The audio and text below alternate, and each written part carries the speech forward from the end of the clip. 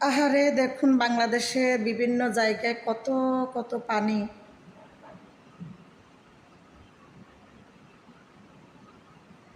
পরিস্থিতি খুবই ভয়াবহ।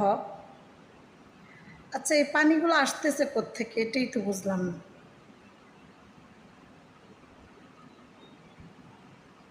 এই পানিগুলো কি বন্ধ করার কোনো উপায় নেই? চারিদিক ডুবে যাচ্ছে, দেখছেন?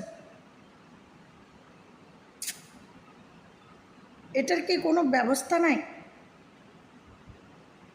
বৃষ্টি হচ্ছে, বৃষ্টির পানি চলে যাবে, কিন্তু বৃষ্টির পানিতে পুরো ঘর বাড়ি বিল্ডিং সব কিছু ডুবে আতামতাম কেন হবে?